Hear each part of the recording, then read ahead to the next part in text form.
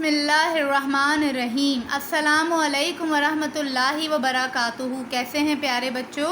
یہ آپ کے اردو کا پیریڈ ہے۔ پہلے ہم دعا پڑھ لیتے ہیں۔ ربی زدنی علما، اے میرے رب میرے علم میں اضافہ فرما۔ بیٹا اپنی کتاب کا صفحہ نمبر 29 کھولیے۔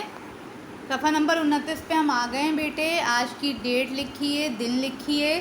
یہ سبق ہمارا سبق نمبر 7 ہے، حضرت عمر فاروق رضی اللہ تعالیٰ عنہ۔ یہ ہم نے آدھا حصہ پڑھ لیا تھا اور آج ہم بقیہ آدھا حصہ پڑھیں گے۔ چلیے میرے ساتھ پڑھیے۔ قیصر روم نے ایک دفعہ اپنا ایک ایلچی حضرت عمر فاروق رضی اللہ تعالیٰ عنہ کی خدمت میں بھیجا کہ آپ کے حالات زندگی اور انتظامات سلطنت دیکھ سکے۔ جب وہ مدینہ منورہ پہنچا تو وہاں کے لوگوں سے دریافت کیا کہ تمہارا بادشاہ کہاں ہے؟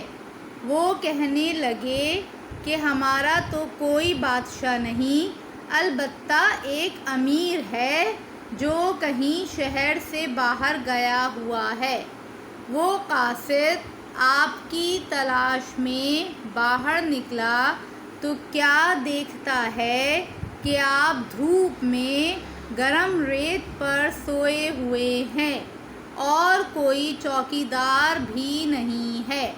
یہ دیکھ کر وہ سخت متعجب ہوا، متعجب یعنی کہ اس سے تعجب ہوا، اور اس نتیجے پر پہنچا کہ حضرت عمر فاروق رضی اللہ تعالیٰ عنہ عدل کرتے ہیں، عدل یعنی کہ انصاف، اسی وجہ سے بے خوف سو رہے ہیں۔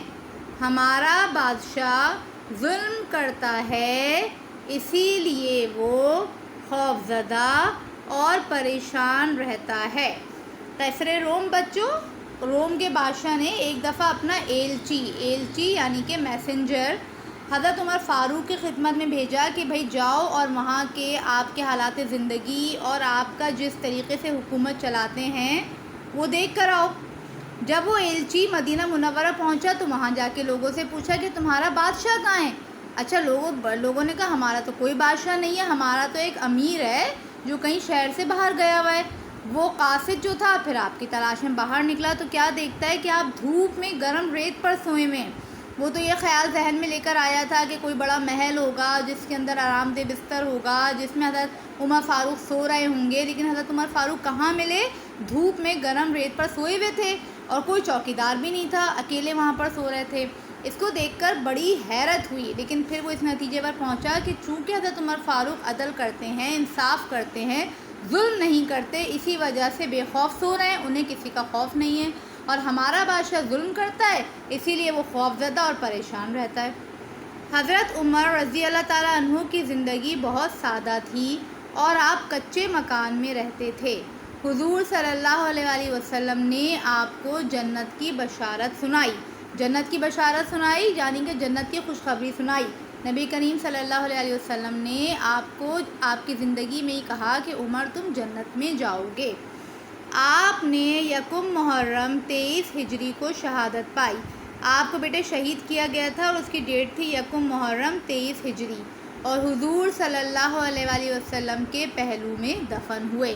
جہاں پہ نبی کریم صلی اللہ علیہ وسلم کا روضہ مبارک ہے اسی کے ساتھ حضرت عمر فاروق رضی اللہ تعالیٰ عنہ کی بھی قبر بنی ہوئی ہے۔ ٹھیک ہے بیٹے، تو یہ سبق ہم نے پڑھا ہے۔ اب اس میں آپ مشکل الفاظ ہیں وہ انڈر لائن کر لیجئے اور پھر اپنی کاپی میں اتاریے گا۔